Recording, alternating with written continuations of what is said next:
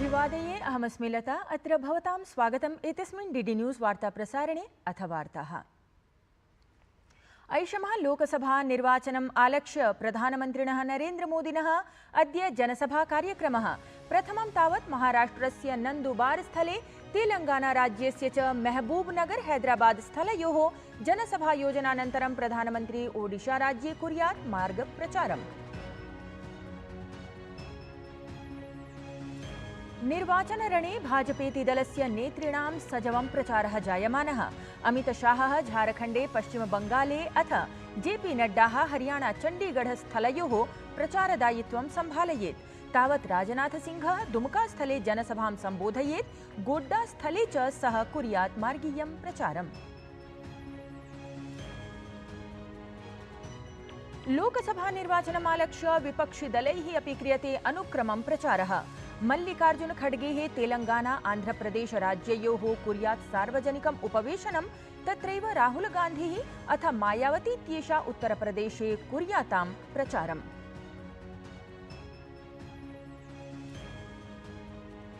उच्चतमन्यायालयः अद्य अरविन्द केजरीवालस्य कारागृहात् मध्यवर्ति मोचनविषये स्वनिर्णयं श्रावयितुं शक्नोति। तावत् प्रवर्तननिदेशालयेन एतद्विरुद्धम् उच्चतमन्यायालये शपथपत्रमस्ति प्रदत्तम्।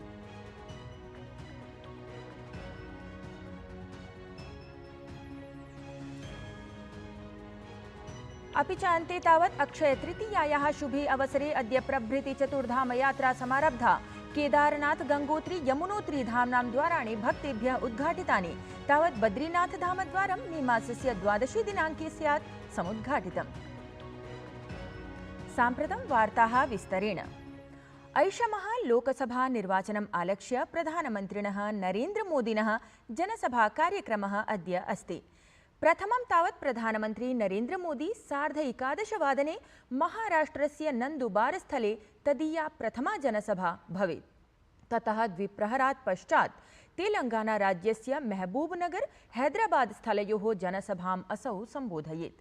ततः अनन्तरं प्रधानमन्त्री ओडिशा राज्ये भुवनेश्वरे मार्गीयं प्रचारमपि कुर्यात्। निर्वाचनरणे भाजपेति दलस्य नेतॄणां सजवं प्रचारः जायमानः अस्ति। अत्र क्रमे अद्य अमितशाहः झारखण्डे, पश्चिमबंगाले अथ जेपी नड्डाः हरियाणा चण्डीगढ़ स्थलयोः प्रचारदायित्वं सम्भालयेत्। तावत् राजनाथसिंहः दुमका स्थले प्रथमं जनसभां सम्बोधयेत्। ततः अनन्तरं च सः गोड्डा स्थले मार्गीयमपि प्रचारं कुर्यात्। भारते मुस्लिम हिंदू धर्मावलम्बिनां जनसंख्याम् अवलम्ब्य बृहत्तमा सूचना समधिगता। प्रधानमन्त्रिणः आर्थिक परामर्श परिषदा प्रकाशितं प्रतिवेदनानुसारं मुस्लिम धर्मावलम्बिनां संख्या जवीयस्या गत्या समेधिता। तत्रैव हिंदू धर्मावलम्बिनां जनसंख्या अल्पमिता समङ्किता। प्रतिवेदनानुसारं 65 वर्षेषु भारते 43% अधिका मुस्लिम जनसंख्या समेधिता अस्ति।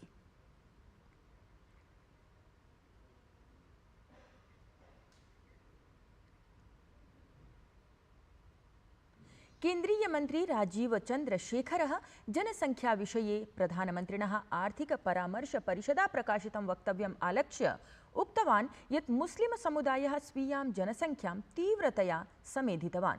भारतीयैः एतत् गम्भीरतया अवलोकनीयम्।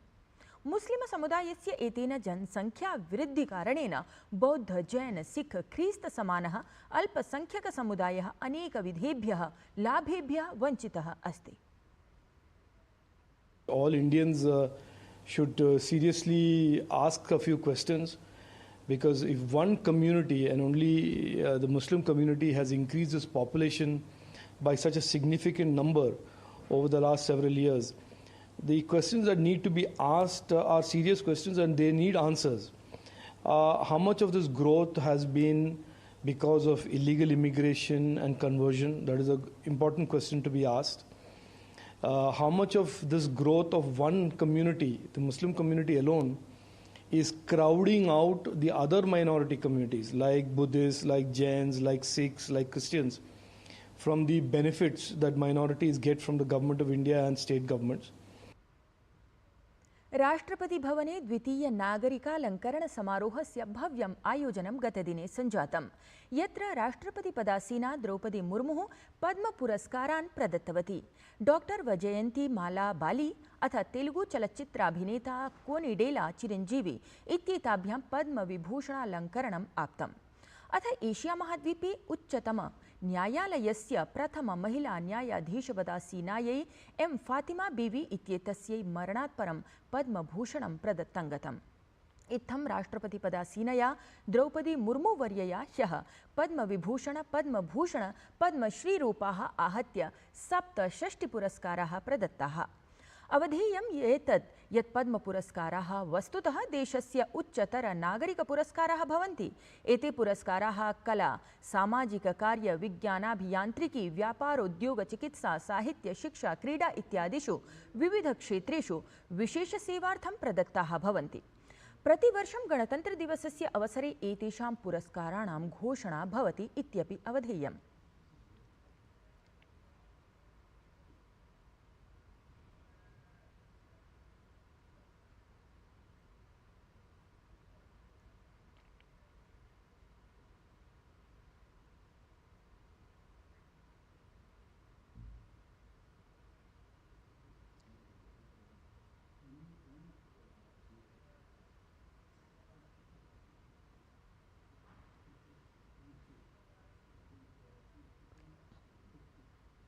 मालदीव देशस्य विदेशमन्त्री मूसा जमीर इत्यसौ भारतस्य आधिकारिकयात्रायाम् अस्ति। राजधान्यां नवदिल्ल्यां विदेशमन्त्री डॉक्टर एस जयशंकरः मालदीव देशस्य विदेशमन्त्रिणः मूसा जमीर इत्येतस्य गतदिने स्वागतं कृतवान्। द्वयोः नेत्रोः मध्ये प्रतिनिधिमण्डलस्तरीयः संवादः सञ्जातः। ध्यातव्यमस्ति यत् मालदीव देशः हिन्दमहासागरक्षेत्रे भारतस्य प्रमुखः प्रतिवेशी अस्ति। मालदीव देशस्य विदेशमन्त्रिणः मूसा जमीर इत्यस्य एषा भारतीया यात्रा द्वयोः देशयोः द्विपक्षगतसहयोगगतिं संवर्धयेत् इति सम्भाव्यते।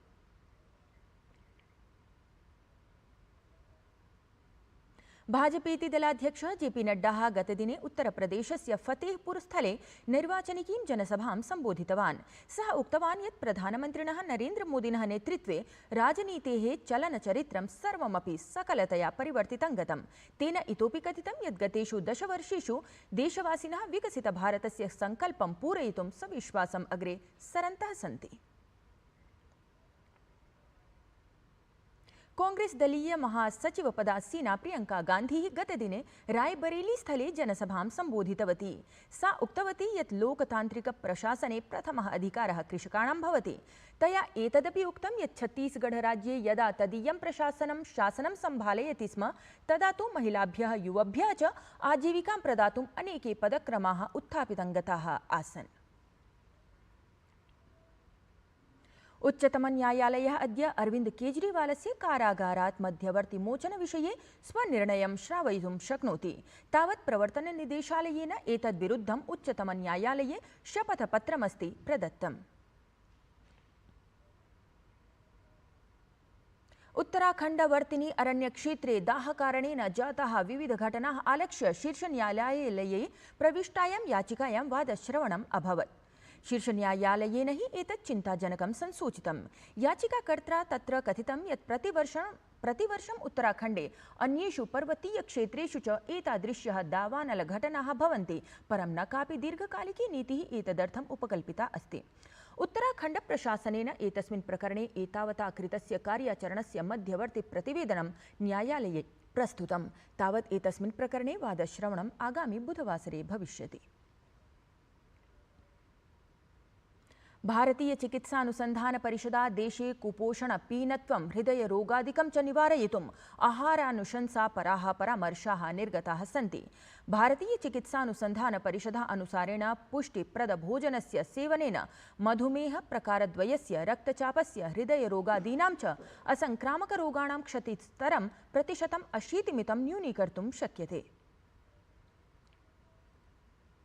अचिरादेव भारतेन सौरोर्जा समुत्पादकदेशेषु बृहान् अभिलेखः सृष्टः अस्ति। भारतं 23,200 जापानदेशं पृष्ठीकृत्य विश्वस्य तृतीयः बृहत्तमः सौरोर्जा समुत्पादकः देशः जातः।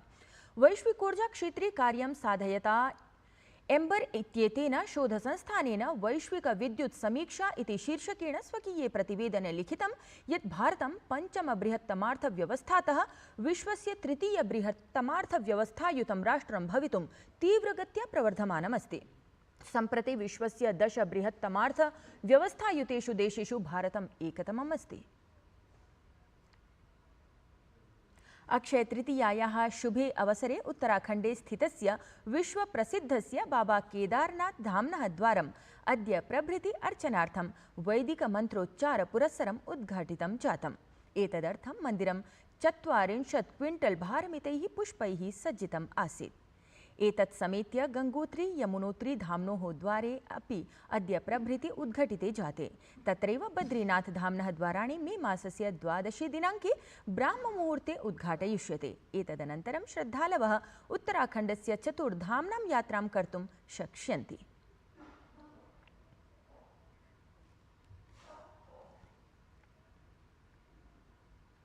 एतद्वार्ता संस्करणम् अधुना सम्पद्यते। अभिनववार्ताभिः सह पुनः उपस्थास्यामः। तावत् मङ्गलं भूयात्।